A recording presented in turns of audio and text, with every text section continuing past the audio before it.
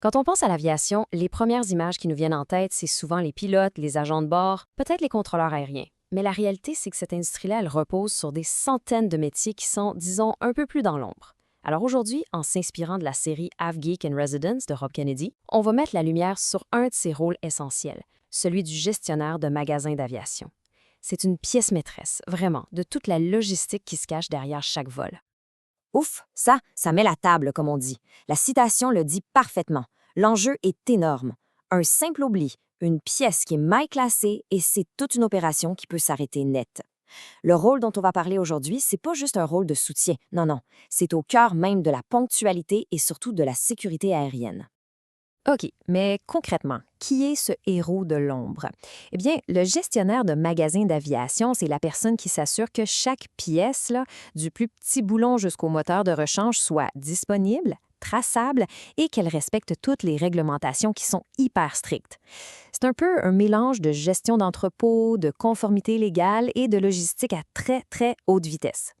Bon, allons voir le quotidien de ce poste. Ce qui est vraiment fascinant, c'est de voir à quel point les responsabilités peuvent changer, et ce, en fonction de la taille de l'aéroport ou de l'entreprise. La réalité du poste change du tout au tout selon l'échelle. Dans un petit aéroport, par exemple, c'est souvent une seule personne qui fait tout. Elle a littéralement les mains dedans. Elle commande les pièces, elle les reçoit, elle les range. Très manuel. Puis, si on monte d'un cran dans un aéroport de taille moyenne, là, le rôle évolue. On commence à gérer une petite équipe, à coordonner avec les fournisseurs, on s'appuie beaucoup sur des logiciels d'inventaire. Et à l'autre extrême, dans un grand centre, le gestionnaire devient un vrai leader stratégique qui supervise des entrepôts immenses et des budgets de plusieurs millions. On passe vraiment de la gestion de pièces à la gestion de personnes et de systèmes. Alors, on peut se demander quel type de personne excelle dans ce domaine. Quelles sont les compétences, les qualités qu'il faut avoir? Le point le plus important, c'est d'avoir une obsession pour le détail. Une petite erreur d'étiquetage peut avoir des conséquences vraiment graves. Il faut aussi être un excellent communicateur, capable de faire le pont entre les mécaniciens sur le terrain, le département des finances et les fournisseurs. Et bien sûr, il faut savoir garder son sang-froid, surtout dans les situations qu'on appelle AOG pour Aircraft on Ground. C'est quand un avion est cloué au sol à cause d'une pièce manquante. Disons que c'est là que la pression monte d'un coup.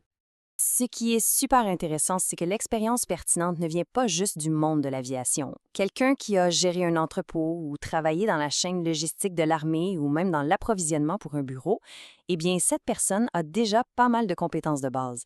C'est une excellente porte d'entrée vers l'industrie aéronautique, en fait.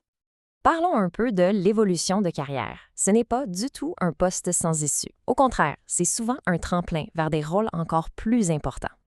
Pour commencer, un diplôme d'études secondaires, ça peut suffire. Par contre, les études en logistique ou des certifications spécialisées comme celle de l'APIX ou de l'IATA, ça peut vraiment donner un bon coup de pouce à une carrière. Puis, une grosse partie de la formation se fait directement sur le terrain, en apprenant les réglementations spécifiques à l'aviation et comment manipuler les matières dangereuses. D'ailleurs, le parcours typique est assez bien tracé. On commence souvent par un poste de base pour apprendre les rudiments du métier. Ensuite, avec des certifications, on peut se spécialiser. Il y a aussi des possibilités de bouger sur les côtés, par exemple vers l'approvisionnement pour aller chercher d'autres compétences. Et finalement, on peut accéder à des postes de direction, comme la planification stratégique pour une grande compagnie ou un centre de maintenance. Et maintenant, la question qui tue, où est-ce qu'on trouve ces emplois-là? Qui embauche?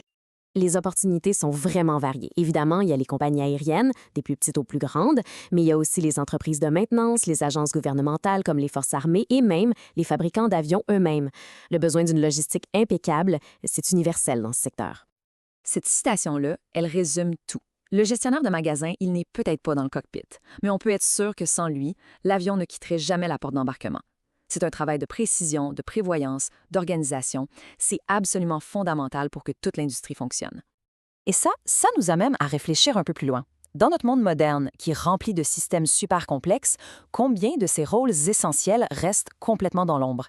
C'est une question qui nous rappelle que derrière chaque grande machine, il y a des experts, des passionnés méconnus qui la font tourner.